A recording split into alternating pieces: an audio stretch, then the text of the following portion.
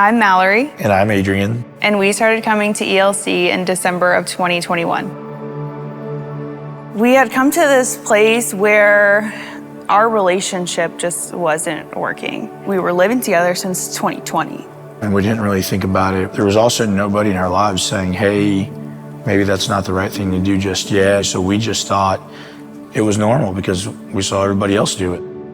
It was definitely more like a roommate situation. We weren't connected emotionally. We would fight a lot about little stupid things like the dishes in the dishwasher. And we were just arguing all the time. I had been married before, so I was very reserved about commitment. And throughout this whole time, I was okay with just dating her that was 20 years. That was, that's what it was gonna be. Like, we were just gonna be dating. I did not know that. I thought marriage was always in the cards.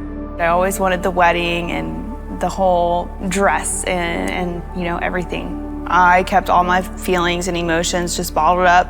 Then eventually they just all came out. Actually, we were driving back from Broken Bow, and I looked over, she was just crying, and I'm like, what is going on? And she just kind of let it all spill out, and that's when I talked about, we have two options, either we start deciding and figuring out how we're gonna split up and, go our separate ways, or what are we gonna do to go 100% in on this relationship.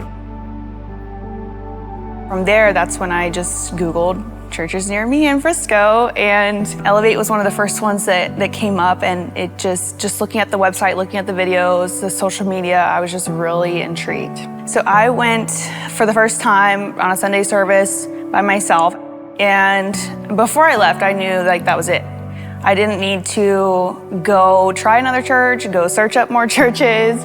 The presence of God was so strong just in the sanctuary, and I just felt really welcome. One of the first things she said was like, hey, this church right down the street, they have a marriage night. I think we should go. As soon as we walked into the sanctuary, first thing that came to my mind was, what did she get me into? But Pastor Keith says, right people, right place, right time. Pastor Buddy just happened to be walking by, and he introduced himself to us, and he got us seated with Matt and Vanessa Montano. We found just people that we could learn from and grow with, and people who were going through similar things to us. And we weren't alone. There were other people at our table who were in our same season. Throughout Elevated Marriages and just Sunday service, people would come up to me like, hey, are you going to Mighty Men? You look like you'd fit in. And I was just, no, I'm not. And it wasn't until Pastor Josh, he's the one that's like, hey, are you going to Mighty Men? And I'm like, no, I'm not. And he's like, well, why not? He asked me, and I didn't have an answer for him. He challenged me. He said, hey, why don't you come one Saturday? If you don't like it, you don't come back. So I was like, hey, that's fair enough. When I first walked in, we worshiped for a song. I heard Garrett's message, and hearing the way these men talked about their wives, their children, them being brothers to one another, and just ultimately them chasing after God. That first day I was bought in. I was like, this is something I need. So last Warrior Night, Pastor Keith had asked the men to stand up if we would allow him to be a spiritual father, and I stood up. If you're one of those two things, either I'm a spiritual father voice, you'll acknowledge that today, or I am your spiritual father. Just lift up your hand, and I want to speak a blessing over your life. I actually wrote Scott Unkelbach a letter, a handwritten letter, asking him to be a father figure in my life. It's just really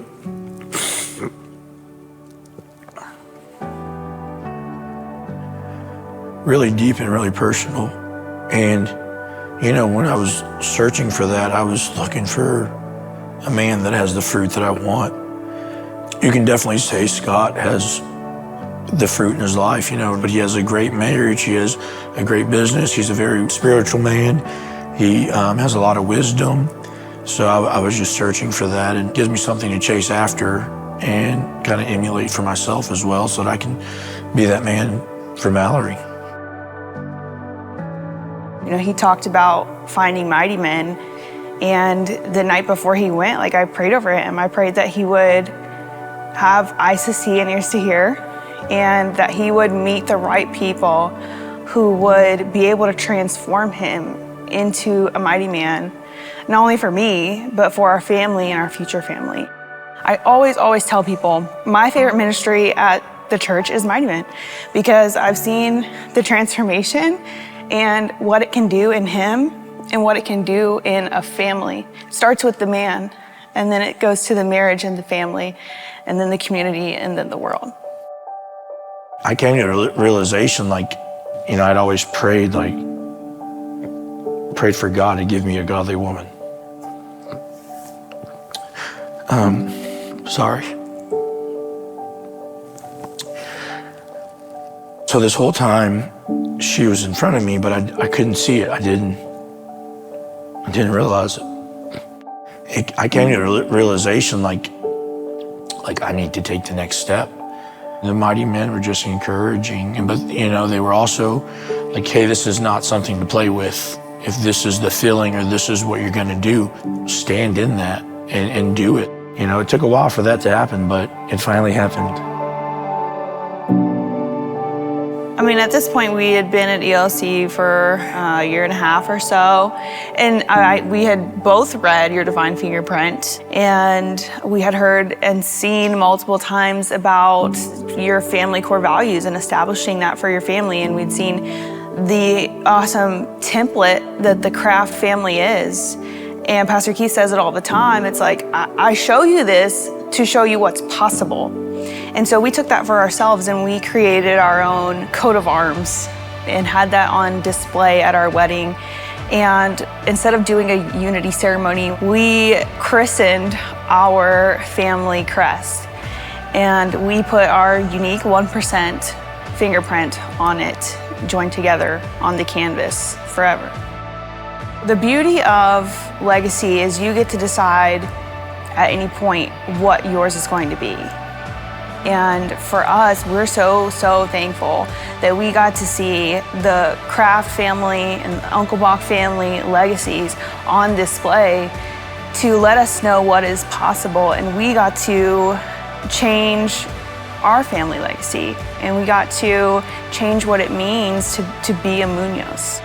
We're just so thankful that we get to go in the draft of people who have gone before us and create a family legacy of our own.